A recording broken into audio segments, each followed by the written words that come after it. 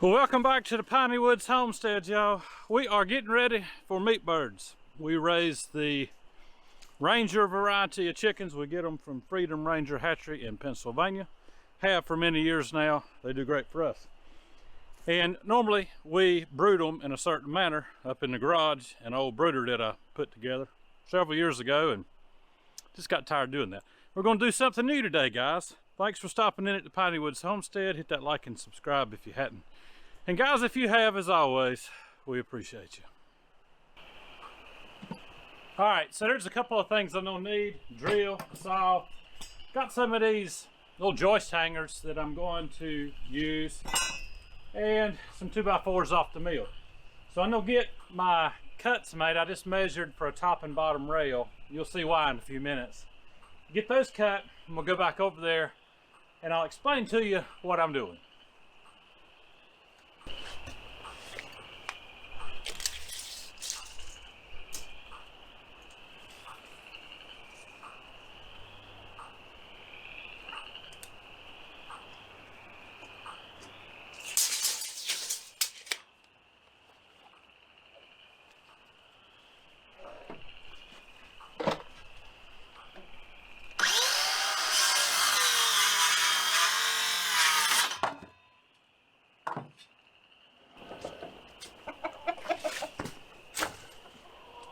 See, y'all, when I was a kid, growing up on the farm, we had, I believe there were 500-foot chicken houses. That we had broiler chickens that we grew out from day-old chicks to however old they were when chicken company came and caught them. But those chicks would get brooded inside of the chicken house. And if I recall correctly, we had divider walls inside of those 500-foot houses so that we could put how many ever thousands of chickens were actually going in there into a condensed space, because they didn't need all of that big space to start with, so we could brood them. So on a very small scale, that's what I'm doing here. I'm gonna make a divider wall, something big enough for the 50 meat chickens that we have coming, that we can easily take down and introduce them to the entire chicken structure when they get a little bit bigger.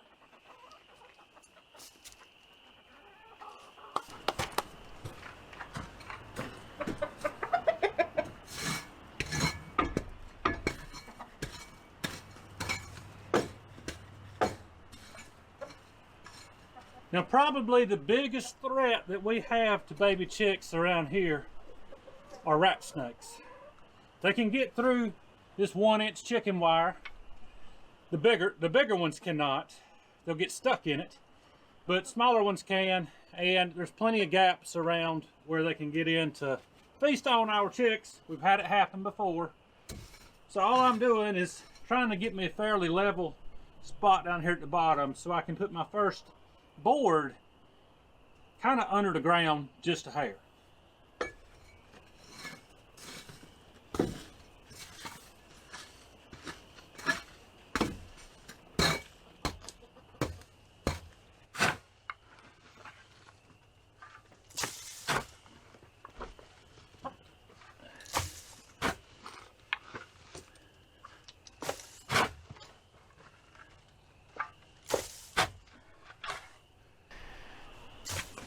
All right, one thing I neglected to have Kyla do before she went off to college was clean this thing out from the last run. So I can't remember if I did or not, or maybe she did some of it, who knows.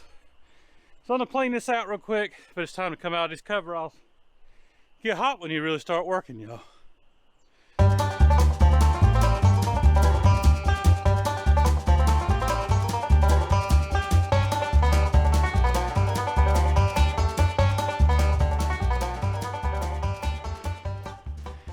All right, if you go raise chickens this way, the way we're doing it here, you're gonna be tempted to not clean that litter. But clean that litter. It gives you new birds, nice clean litter without a bunch of mold and mildew and stuff. Just give them better health. But nice pile of litter here. And I'll get it out later. That'll actually probably be used, a lot of it, to side dress our potatoes. So we'll, it'll break down as we move it to the compost pile, stir it up, and then we'll scatter along some potatoes and help grow those. But now I can actually get on to building this little divider wall, which was the whole purpose of today's video.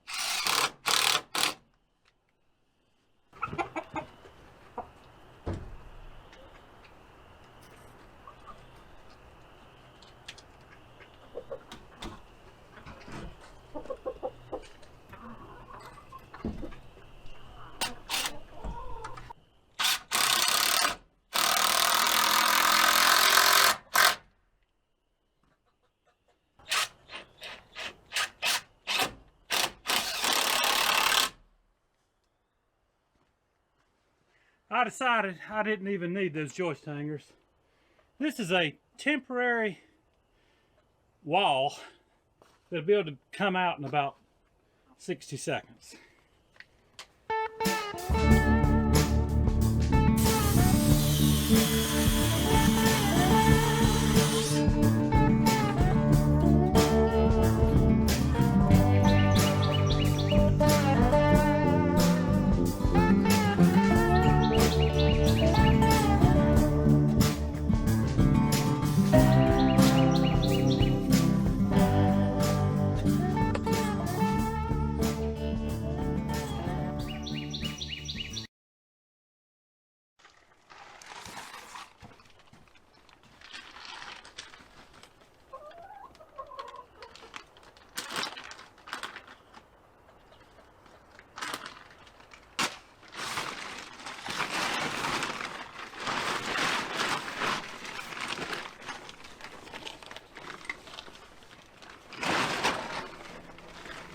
Alright guys, I spared y'all the sheer boredom of hanging old wore out tarps.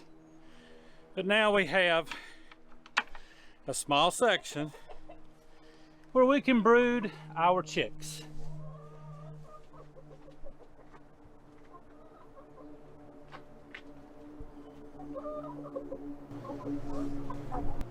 We were going to use old corn feed sacks, but I remembered that we had these old tarps and they'll work. Keep the wind off of them so that our brooders in there, our warmers, will be able to do their job. Keep these chicks nice and toasty. But this isn't bad, y'all. It's going to prevent snakes from getting in here. I've got it all tucked in around the bottoms, wedged in there good, even got it screwed down here at the bottom. Snakes have a hard time climbing that slick stuff. They can climb the wood and all, but it's pretty doggone good secure as far as a deterrent. And there's even some granular stuff that they sell at the co-op you can shake out around that is supposed to deter snakes. I don't know, we've used mothballs in the past. That seems to work pretty good. But this is how we're going to brood them this year, y'all. Put down some clean shavings, hang a couple of brooder lamps, put their water and the feed in here, and they'll stay in here for probably 3 weeks before we even turn them out into the main section of their coop. Y'all, I'm wore out. This was supposed to have been like a 30-minute project, and it's taken me half a day between cleaning everything out and getting it ready for new birds. But there ain't nothing that some zip ties and some tarps can't help with on a homestead, guys. We hope that y'all have a good day, a great week, and Lord willing, and the creek don't rise too high, we will see you on the next one.